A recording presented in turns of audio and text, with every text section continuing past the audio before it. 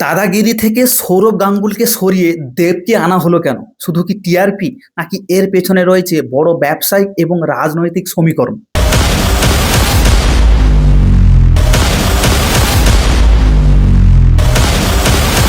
দেখুন, বাংলা টেলিভিশনের ইতিহাসে দাদাগিরি শুধু একটি গেম শো নয়, এটি একটি ব্র্যান্ড। 2009 সালে থেকে শুরু হওয়ার পর থেকে প্রায় পুরো সময়টাই এই অনুষ্ঠানের মুখ ছিলেন সৌরভ গাঙ্গুলি। দাদাগিরি বোলারের মুখে ঝামা মানে দাদাগিরি দাদাগিরি। নমস্কার।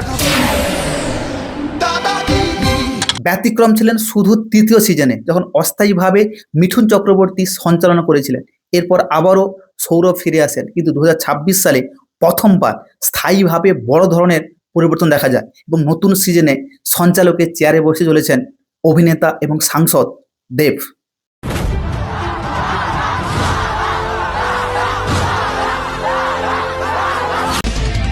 দাদাগিরি না করে ও দাদাগিরি করা যায়।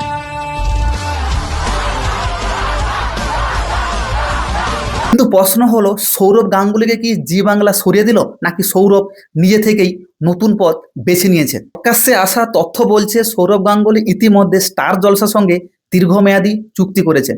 বিভিন্ন প্রতিবেদনে এটাই দাবি করা হয়েছে, এই চুক্তির আওতায় তিনি বিগ বস বাংলা এবং আরও একটি নতুন কুইজ শো সঞ্চালনা করবেন। অর্থাৎ তিনি প্রতিদ্বন্দ্বী চ্যানেলে যোগ দিচ্ছেন। ফলে জি বাংলার কাছে নতুন মুখ খোঁজা কার্যত অনিবার্য হয়ে পড়েছিল। এরপর আসে দেবের নাম কেন? আপনি বলবেন যে কেন দেব? কারণ তিনি শুধুমাত্র টলিউডের অন্যতম জনপ্রিয় তারকা নন, তিনি একজন সক্রিয় সংসদও। সিনেমা, টেলিভিশন এবং জনসংযোগ তিন ক্ষেত্রে তার পরিচিতি রয়েছে। জি বাংলার কাছে এমন একজন পরিচিত মুখ দরকার ছিল, যিনি একই সঙ্গে নতুন দর্শক টানতে পারবেন এবং পুরনো ব্র্যান্ডের গ্রহণযোগ্যতা ধরে রাখতে সক্ষম হবেন। সেই হিসেবেই দেবকে বেছে নেওয়া হয়েছে বলে বিভিন্ন প্রতিবেদনে উল্লেখ করা হয়েছে।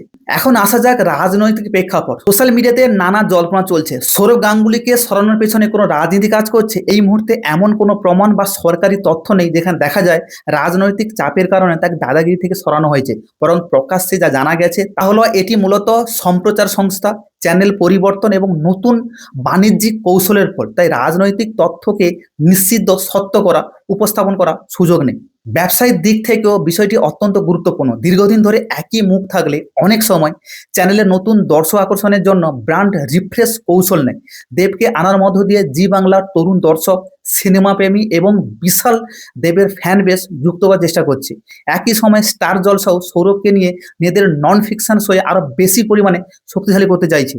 অর্থাৎ এই দুই চ্যানেলের মধ্যে দর্শক টানার প্রতিযোগিতার অংশ বলেই বেশিভাবে কিন্তু মনে করা হচ্ছে। তবে সবচেয়ে বড় চ্যালেঞ্জ দেবের সামনে, কারণ দাদাগিরি মানে এতদিন দর্শকের মনে ছিল সৌরভ গাঙ্গুলির সহজ সরল উপস্থাপনা, রসবোধ এবং ব্যক্তিত্ব। এখন দেবকে শুধু অনুষ্ঠান পরিচালনা করলে হবে না, তাকে একটি প্রতিষ্ঠিত ব্যান্ডের উত্তরাধিকারও বহন করতে হবে। এখন প্রশ্ন আপনার কাছে, আপনার মতে দাদাগিরির আসল পরিচয় কি সৌরভ গাঙ্গুলি, নাকি নতুন যুগে দেব এই অনুষ্ঠানটিকে আরো এক ধাপ এগিয়ে নিতে পারবে?